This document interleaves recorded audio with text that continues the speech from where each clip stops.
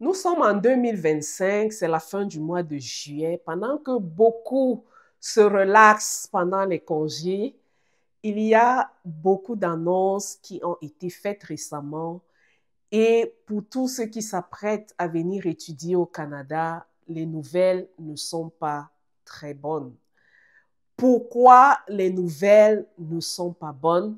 C'est tout simplement parce que Ottawa a annoncé qu'à partir du 1er septembre 2025, on revoyait la preuve de fond à la hausse pour les permis d'études. Bon, ma vidéo s'adresse particulièrement aux étudiants.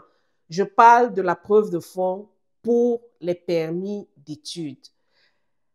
Qu'est-ce que la preuve de fond? La preuve de fond, ce sont des moyens de subsistance parce qu'il faut montrer ou bien il faut que lorsque vous faites votre demande de permis d'études, que vous puissiez démontrer au gouvernement canadien que vous êtes capable de prendre en charge vos besoins primaires, c'est-à-dire l'hébergement, la nutrition, le transport, les assurances, et que vous devez vous vêtir. Il y a quelques années, la preuve de fond, elle tournait autour de 10 000 $. C'était pas, ça représentait un montant considérable pour beaucoup d'étudiants d'origine africaine, mais c'était, je dirais, gérable. À partir de septembre 2025, le gouvernement exige que les étudiants qui veulent venir ici au Canada aient au minimum 22 000 $ comme preuve de fonds. Et ça n'inclut pas les frais de scolarité. Ça n'inclut pas les frais de scolarité. Ça veut tout dire. L'heure est grave.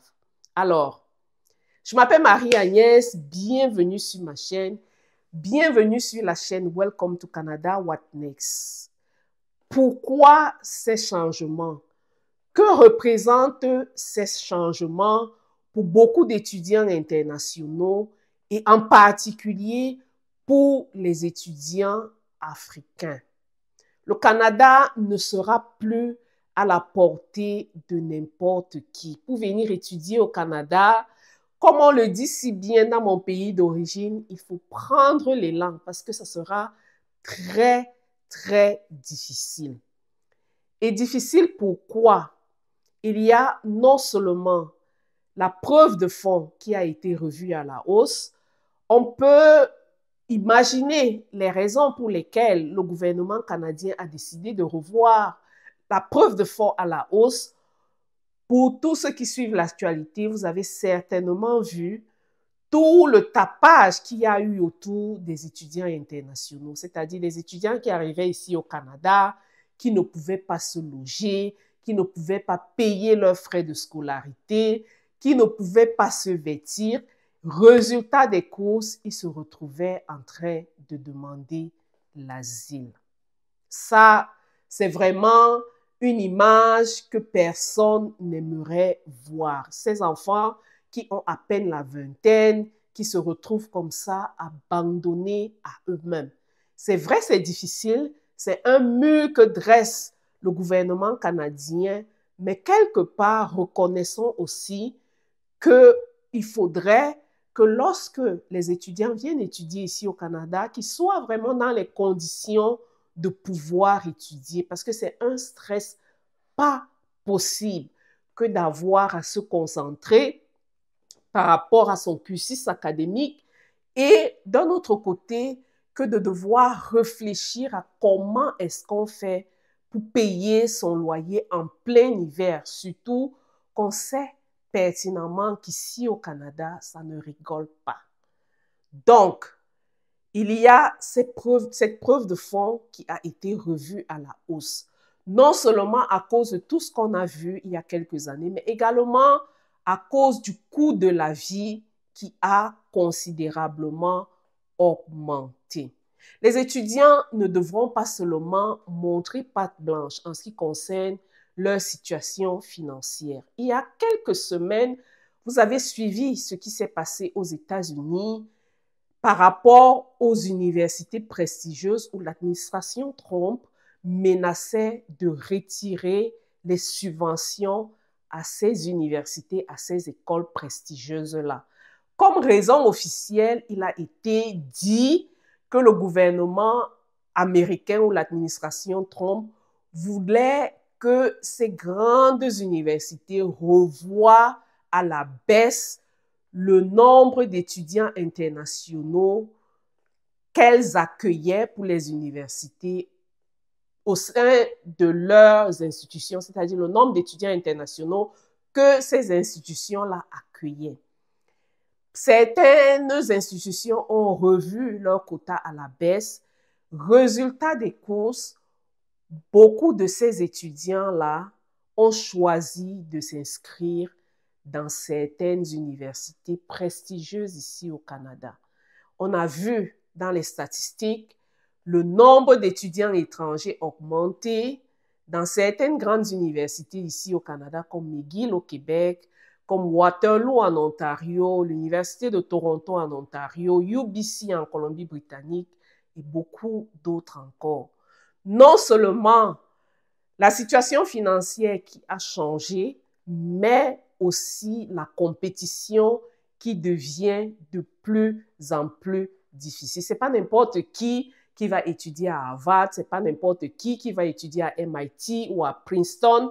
Si ces étudiants-là qui devraient initialement avoir pour destination ces grandes universités, ces écoles de renom-là, qui se retrouvent, ce n'est pas pour dégrader la qualité des enseignements de nos universités canadiennes, mais pour dire que le nom joue beaucoup, ils vont certes pour la qualité des enseignements, mais pour le prestige aussi.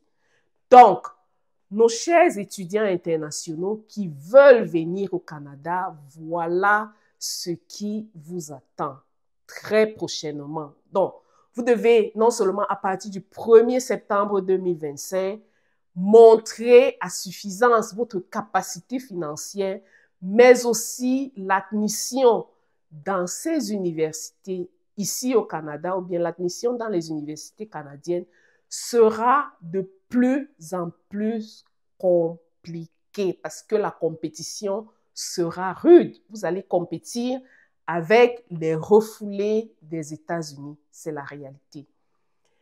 Autre chose, c'est le cap qu'on ne peut pas ignorer. Même si on était dans une situation idéale, le Canada ayant mis des caps en ce qui concerne les admissions dans les universités, il y aurait forcément une diminution dans le nombre des permis d'études qui seront accordés cette année et dans les années à venir. Donc, diminution de cap ici au Canada, compétition avec les étudiants qui viennent du côté des États-Unis, augmentation de la preuve de fonds, c'est tout ça qui représente un mur de Berlin pour beaucoup d'étudiants africains. Alors, si votre rêve, malgré tout, c'est de venir poursuivre vos études ici au Canada, j'ai quelques astuces que moi, à mon petit niveau, je donnerais à ces étudiants-là. Première chose, bien ficeler son dossier, que ce soit son dossier académique, il faut avoir un dossier académique solide, que ce soit sa preuve financière, parce qu'il faut avoir une preuve financière légitime et solide. Bien ficeler son dossier. Deuxième chose, chercher des universités pas très compétitives parce que, bien évidemment, qu'il y aura la compétition, mais on sait qu'ici au Canada, il y a beaucoup d'universités et on a le choix. Peut-être ne pas choisir les universités les plus prisées lorsque nos moyens ne nous permettent pas. Déjà que ces universités-là sont situées aussi dans des villes où la vie coûte cher, le coût de la vie est très élevé parce que pour ceux qui ne connaissent pas le Canada, c'est extrêmement élevé de vivre dans le campus de UBC, par exemple. Vous avez une chambre d'étudiant à 2000 $ par mois. 2000 $ par mois. Et ça, vous n'avez pas mangé, vous ne vous êtes pas vêtis, vous n'avez pas payé vos assurances, vous n'avez pas payé vos frais de scolarité. Par exemple, ça c'est un exemple. On sait par exemple qu'en Ontario, Toronto, c'est l'une des villes les plus chères ici au Canada. Donc, c'est vrai que si on veut étudier à Toronto, il faut réfléchir par rapport au coût de la vie. Pareil, à Montréal, on peut bien aller au Québec, mais il y a beaucoup d'autres universités au Québec. Donc, mon astuce, c'est de chercher d'autres universités ici au Canada. Deuxième astuce, si vous avez shooté pour un programme long qui nécessite des frais universitaires élevés, parce qu'on sait qu'un cycle de master ne sera pas le même, ou bien la pension pour un cycle de master, ça ne sera pas la même chose que lorsqu'on veut faire un cycle court. Donc, peut-être qu'il faut réfléchir sur sa stratégie. Ça, c'est un conseil aussi que je peux donner à ceux qui veulent, en dépit de tout, venir étudier ici au Canada. Bien choisir sa filière, bien choisir la ville où on veut étudier, l'université où on veut étudier, essayer de revoir sa stratégie en ce qui concerne les programmes. Autre astuce que je peux donner aussi à ceux qui veulent étudier, vraiment, si vous n'êtes pas confiant, si vous ne savez pas comment monter votre dossier, entourez-vous de spécialistes, entourez-vous d'experts.